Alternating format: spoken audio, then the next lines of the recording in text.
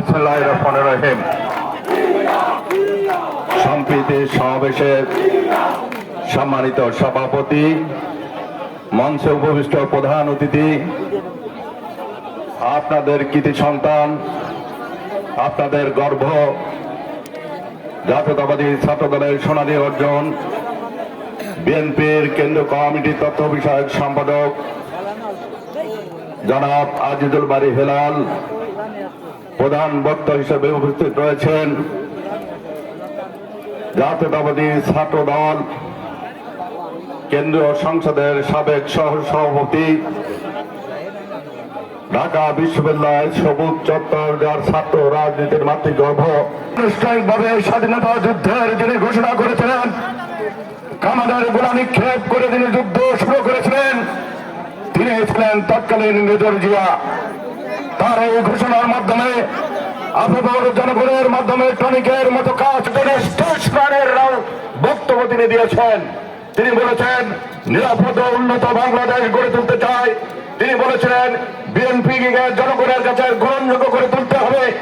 তিনি চেয়েছিলেন আইন শৃঙ্খলার উন্নয়ন ঘটানোর জন্য তিনি অন্তর্বর্তীকালীন সরকারকে সহযোগিতার কথা বলেছেন। এই প্রেক্ষাপটে বলতে চাই, আমাদের প্রিয় নেতা যারা তারেক রহমানের বক্তব্য আমরা অনুসরণ করতে চাই। উন্নত নিরাপদ বাংলাদেশ গঠন করতে হলে আগে আমাদেরকে সংশোধন হতে হবে। এই প্রেক্ষাপটে কোন স্বৈরাচারের দোসরকে আমরা প্রশ্রয় দিতে পারি না। যদি কেউ স্বৈরাচারের দোসরদেরকে প্রশ্রয় দেন, তার ঘটনাবলী যদি প্রমাণিত হয়, জেলা বিএনপির পক্ষ থেকে তার বিরুদ্ধে কঠিন সম্প্রীতিতে বিশ্বাস করি।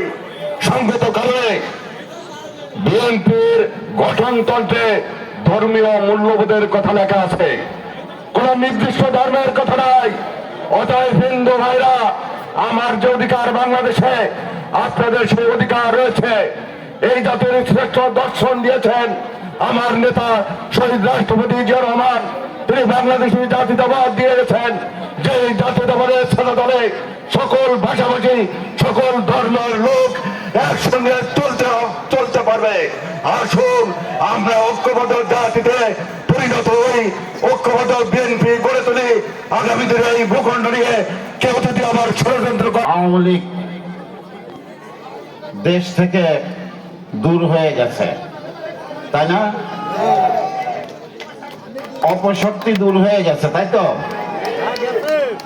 আবার কিছু কিছু উদীয়মান অপশক্তির উৎপাতও লক্ষ্য করা যাচ্ছে মনে হয়।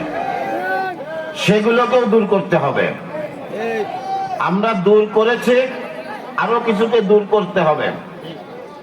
প্রিয় বন্ধুগণ, দিঘলিয়া ইউনিয়ন বিএনপি আয়োজিত প্রধানমন্ত্রী হিসেবে শপথ গ্রহণ করেন, তখন যে ব্যক্তির বয়স 80 বছর ছিল, সেই ব্যক্তি বিগত 16 বছরের হাসিনার নির্মম নির্যাতন থেকে রেহাই পায় নাই। শুধু তাই নয়, আমাদের মা, বোন, শিশু, এমনকি আপনারা ভুলে গেছেন কিনা জানি না,